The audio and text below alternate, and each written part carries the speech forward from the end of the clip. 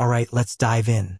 Ever stared at your NetSuite dashboard, feeling like you're missing a crucial piece of the puzzle? Maybe you've got a new department, a fresh revenue stream, or just a plain old need to track something specific, and you're thinking, how on earth do I get that into NetSuite? You're not alone. NetSuite, for all its power, can feel like a labyrinth if you're not sure where to look. And one of the most fundamental things you'll need to master is adding accounts to your chart of accounts. It's the backbone of your financial reporting, the foundation upon which you build your understanding of your business's performance.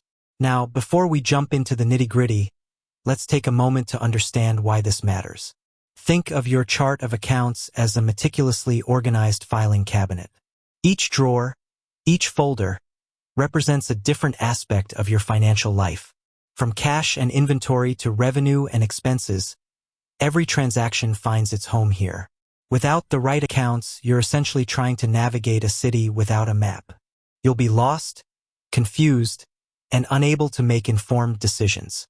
Imagine trying to reconcile your bank statement without a dedicated cash account, or trying to understand your sales performance without distinct revenue categories. It's a recipe for chaos.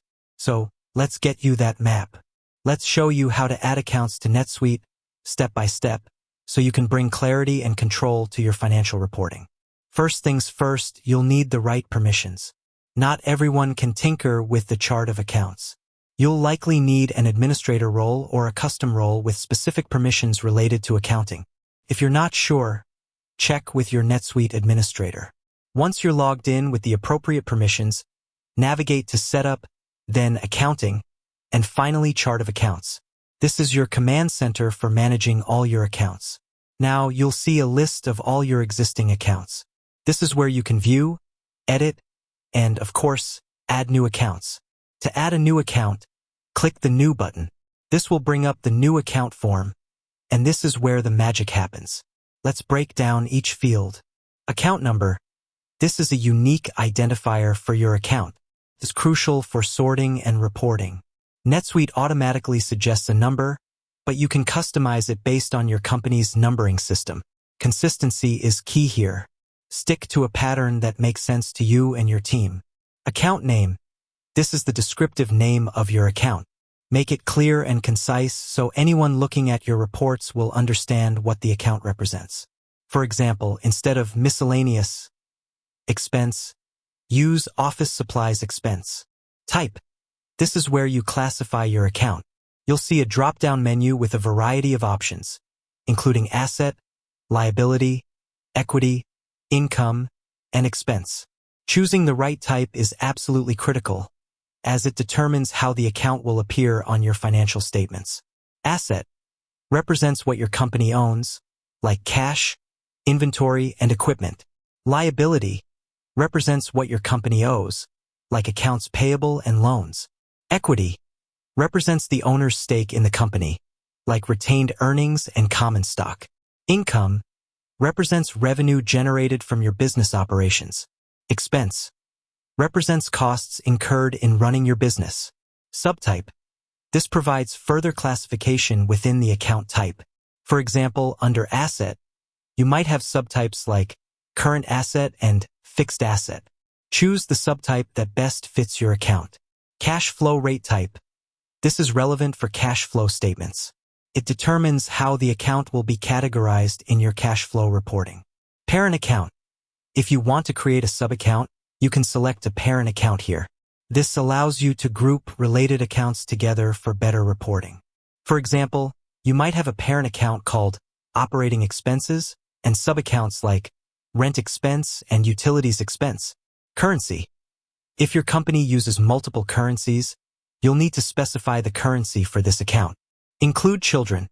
If you're creating a parent account, this checkbox will determine whether transactions posted to sub-accounts will roll up to the parent account. Description. This is an optional field where you can provide additional details about the account. It's a good place to document the purpose of the account or any specific instructions related to its use. Inactive. If you no longer need an account, you can mark it as inactive instead of deleting it. This preserves the historical data associated with the account. Once you've filled out all the necessary fields, click Save.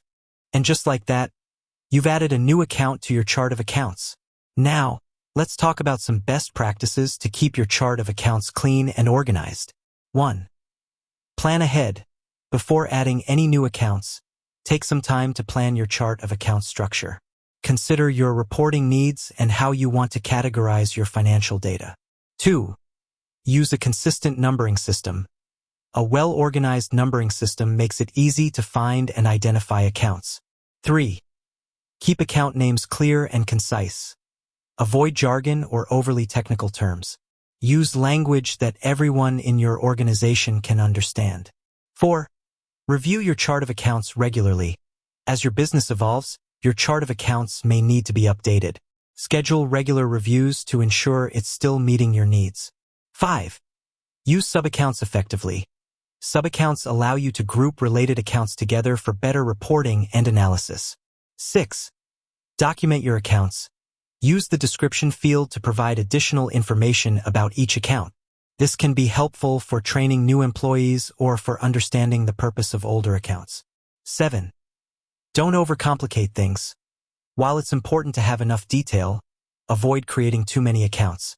A cluttered chart of accounts can make it difficult to find the information you need. 8. Use NetSuite's reporting tools. Once you've added your accounts, take advantage of NetSuite's reporting tools to analyze your financial data. You can create custom reports and dashboards to track key performance indicators. 9. Consider importing accounts. If you have a large number of accounts to add, you can import them using a CSV file. This can save you a significant amount of time and effort. 10. Train your team. Ensure everyone who uses NetSuite understands how to use the chart of accounts. This will help prevent errors and ensure consistent reporting. With that said, thanks for watching, and until next time.